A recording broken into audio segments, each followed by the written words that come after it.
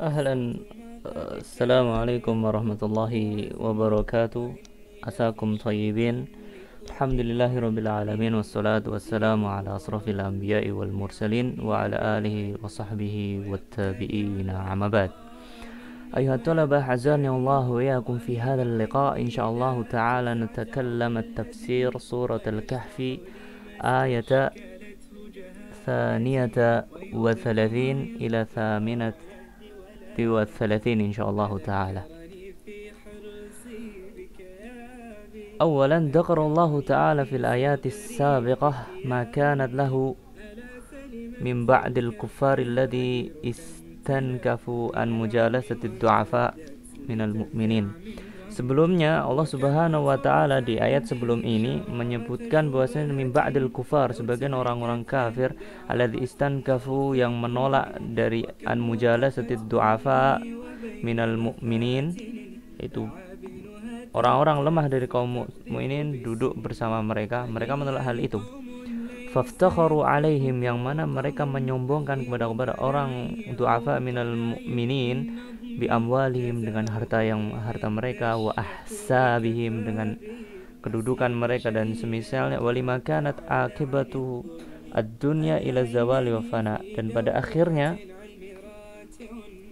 di akhir dunia, bahwasanya dunia ila zawal, akan hilang, yaitu amwal wa ahsab dan semisalnya zawal, wal fana, dan tidak akan menjadi abadi. Wa kana al-kafir mu'ridan lil uqubah, dan orang kafir adalah terancam li uqubatillahi ta'ala fid dunya wal akhirah, mendapatkan ancaman dari Allah Subhanahu wa taala di dunia maupun di akhirat. Daraballahu ta'ala mathalan, kemudian Allah Subhanahu wa taala memberikan sebuah permisalan, yatabayyana minhu akibatul kufr, yang mana pada permisalan tersebut Allah ingin menjelaskan akibat akhir dari sebuah kekufuran.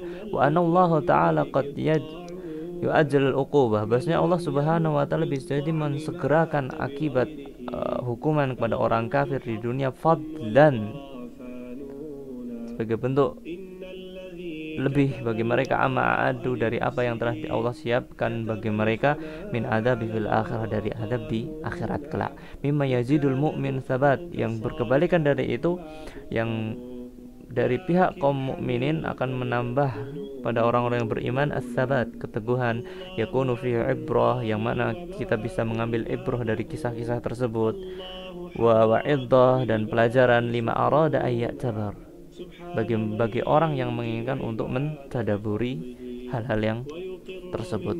Allah Subhanahu wa taala menyebutkan di surat Al-Kahfi ayat 33, wadrib lahum mathalan rajulaini ja'alna li ahadihima ila akhirih, yang artinya, dan berikanlah Muhammad kepada mereka sebuah perumpamaan dua orang laki-laki, yang seorang yang kafir kami beri dua buah kebun anggur dan kami kelilingi kedua kebun itu dengan pohon-pohon kurma, dan di antara keduanya kebun itu kami buatkan ladang. Kiltal jannataini, kedua kebun itu menghasilkan buahnya dan tidak berkurang buahnya sedikit pun, dan di celah-celah kedua kebun itu kami alirkan sungai, min khilalahuma nahara wa kana lahu thamar, dan dia memiliki kekayaan besar. Maka dia berkata pada kawannya yang beriman, kami bercakap-cakap dengan dia, hartaku lebih banyak daripada hartamu dan pengikutku lebih kuat. Ini perkataan siapa? Kafir sebagai yang mukmin. Wa dakhala jannatahu, dan dia memasuki kebunnya dengan sikap yang merugikan dirinya sendiri karena angkuh dan kafir. Dia berkata, aku kira kebun ini tidak akan binasa selama-lamanya. Wa ma'adunnu sa'ah, dan aku kira hari kiamat itu tidak akan datang, dan sekiranya aku dikembalikan kepada Tuhanku, pasti aku akan mendapatkan tempat kembali yang lebih daripada ini. Qala lahu sahibuhu, dan apa yang terjadi bagi saudaranya yang sahibnya yang beriman, ia malah mengatakan kepada saudara yang kafir, kawannya yang beriman berkata kepadanya sambil bercakap-cakap dengannya, apakah engkau ingkar kepada Tuhan yang menciptakan engkau dari tanah, kemudian dari setetes air mani, lalu dia menjadikan engkau seorang laki-laki yang sempurna? lakinnahu wallahu rabbi wa la usyriku bi rabbi ahada. Tapi aku percaya bahwa Allah dialah Allah Tuhanku dan aku tidak mempersekutukan Tuhanku dengan sesuatu apapun. Itu ringkas terjemahan dari ayat ini. Kemudian dilihat di sini ma'anil kalimat wa khafafnahuma. Bisa dilihat di ayat yang pertama yaitu 32.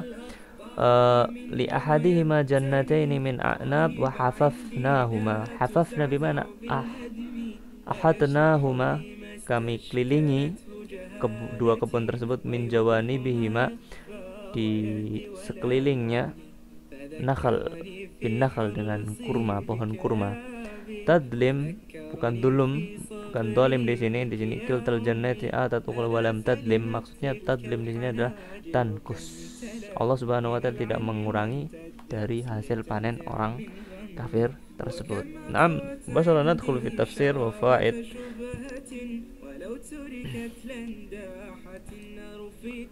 Wadrib lahum, kata Allah Subhanahu wa taala, wadrib lahum hum huna al-musyrikin.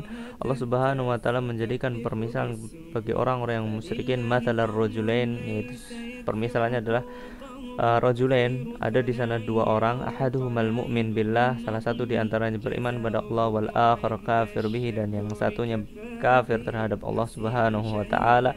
Ja'alna li ahadihima, kemudian Allah Subhanahu wa taala menjadikan untuk salah satu di antara keduanya, yakni wahwal kafir, bagi orang kafir, jannatain, memiliki dua kebun, ay bustanaini min a'nab, dari anggur, wa hafafna huma, tadi hafafna, ahadna ini haid jidar, maksudnya yang mengelilingi kebun tersebut, huma yaud ilal bustan, wasad bustana ini binakhl, dengan pohon-pohon kurma, ay ja'alna nakhl yahitu bil bustana ini, kami jadikan pohon-pohon kurma mengelilingi dua kebun milik orang kafir tersebut, min jawa, dari di sekelilingnya. Wa ja'alna bainahuma zar'a, dan kami jadikan di antara kedua kebun tersebut ada pertanian, zar'a di sini.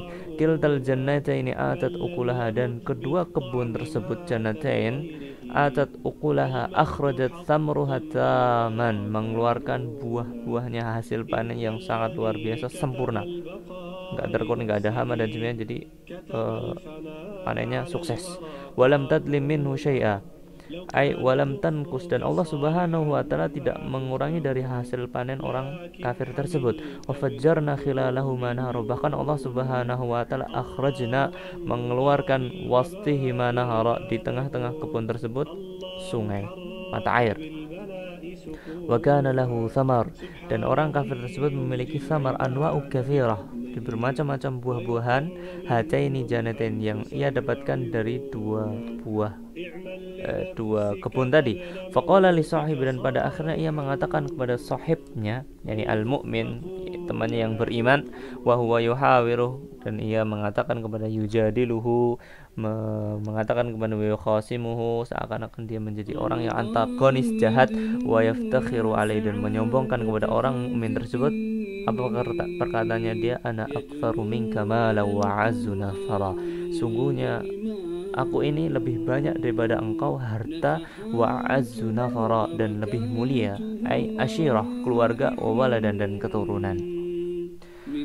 Ayat ini dari wadrib lahum sampai kiltal jannataini lahuma fawaid, minha al-awwal tanwi'ul Qur'an li ayat wal bayinat allati tudahul haqq wa tabyinu rahmatan min Allah bi ibadihi. Jadi banyak cara Al-Qur'an, ayat-ayat Al-Qur'an menjelaskan kebenaran, wa tabyin, dan menjelaskan juga kebenaran tersebut sebagai bentuk rahmah minallah, dari Allah Subhanahu wa taala kepada hamba-hambanya, wa iqamatul hujjah, dan Allah Subhanahu wa taala memberikan hujjah, iqamatul hujjah alaihim, kepada orang-orang kafir dan orang hamba-hambanya juga yang mengingkari.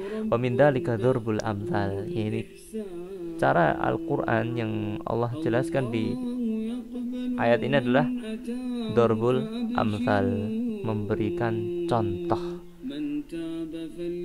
Jadi Allah Subhanahu banyak cara Allah ingin memahamkan hamba-hambanya terhadap Al-Quran, dari akhbar, kemudian dari hukum-hukum, dari syariat dan yang semisalnya, dan salah satunya adalah menggunakan dorbul amsal, membawakan sebuah permisalan.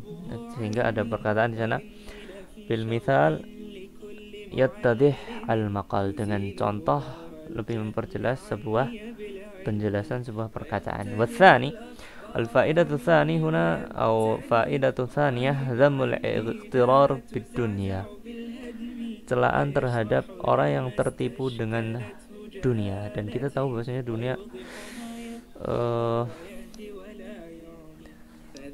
dunia adalah cobaan bagi seorang muslim, dan orang yang tertipu dengan dunia adalah orang-orang yang tercela. Contohkan tadi di